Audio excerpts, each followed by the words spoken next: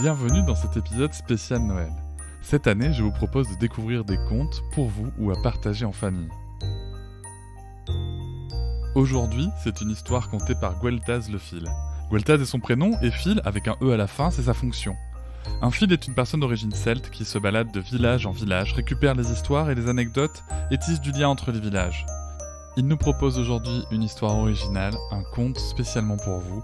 Je vous invite à le retrouver sur son site gueltaz.com et le lien sera en description. Et je vous souhaite de bonnes fêtes.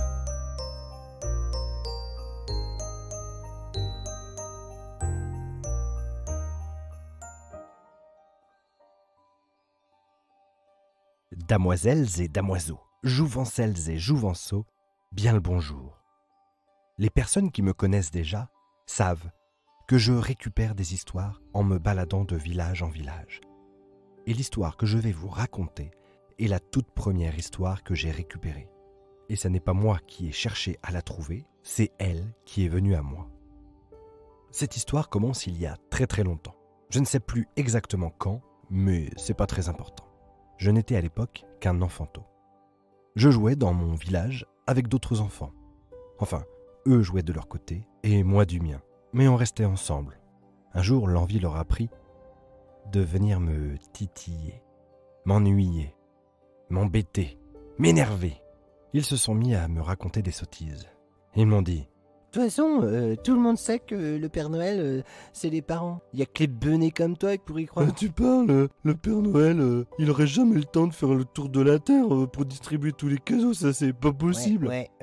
Moi j'ai bien réfléchi. J'ai regardé, j'ai mesuré, j'ai chronométré. Le Père Noël ne peut pas distribuer des cadeaux à tous les enfants de la planète. Ça n'est pas possible. Moi, j'ai rien eu à Noël dernier. Mes parents, ils disent que c'est parce que j'ai pas été sage. Mais moi, je pense que c'est plutôt parce qu'ils ont pas de sous. Quand j'entends ça, mon univers bascule. Tout s'écroule. Quoi ? Le Père Noël ne peut pas distribuer des cadeaux à tous les enfants du monde ? Alors je quitte le groupe d'enfants et je marche sans trop savoir où je vais. La mine basse, l'œil humide, triste. Je m'arrête sur un banc pour pleurer et je me dis que si le Père Noël n'a pas le temps de livrer tous ses cadeaux, alors la petite souris, comment fait-elle ? Et à quoi lui servent toutes ses dents ? Et puis, les histoires de gobelins et autres créatures fantastiques que me racontait mon grand-père. Ça aussi, c'est n'importe quoi ? Je perds espoir. Je commence à ne plus croire en rien du tout. Qu'est-ce qui t'arrive, mon petit bonhomme ? Hein ? Quoi ?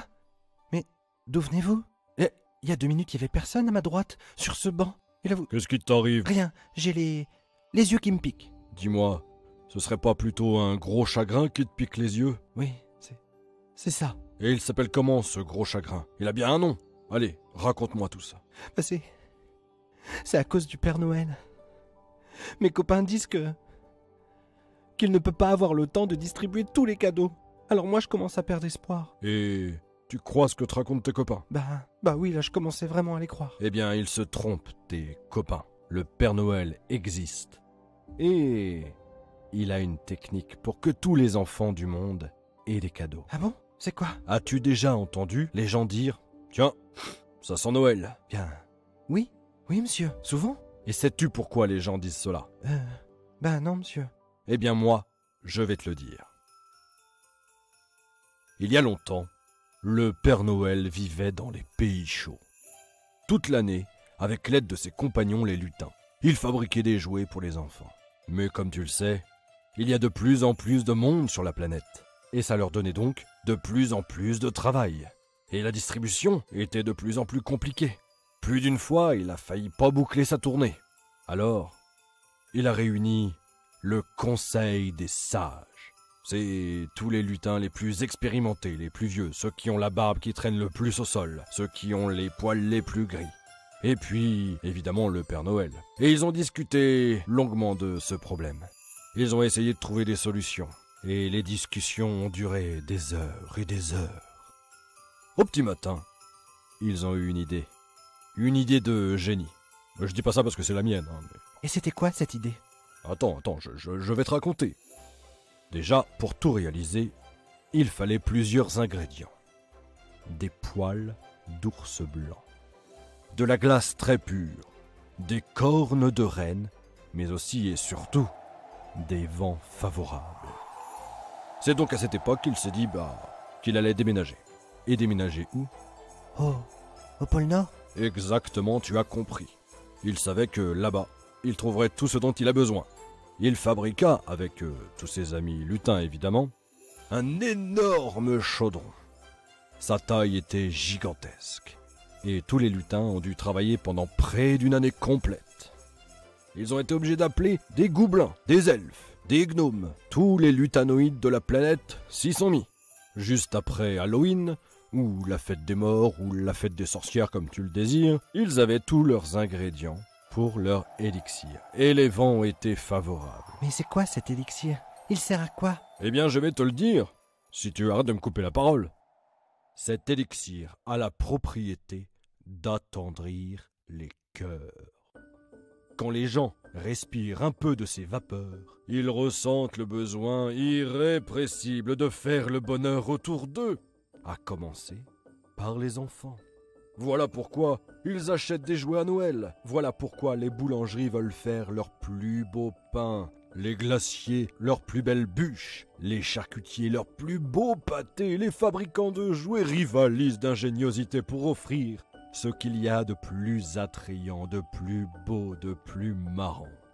Les gens ont envie de vivre dans du beau et se mettent à décorer à tour de bras leur maison, la devanture de leur boutique. Les maires donnent l'ordre d'égayer les rues. Tout le monde s'y met. Bien sûr, cet élixir a quelques petits inconvénients mineurs. Quelques effets secondaires, si tu préfères. Chez certaines personnes plus sensibles que d'autres, il provoque de légers rhumes. Mais après tout, ça permet souvent de se reposer un petit peu avant les fêtes. Et ce n'est de toute façon jamais bien grave.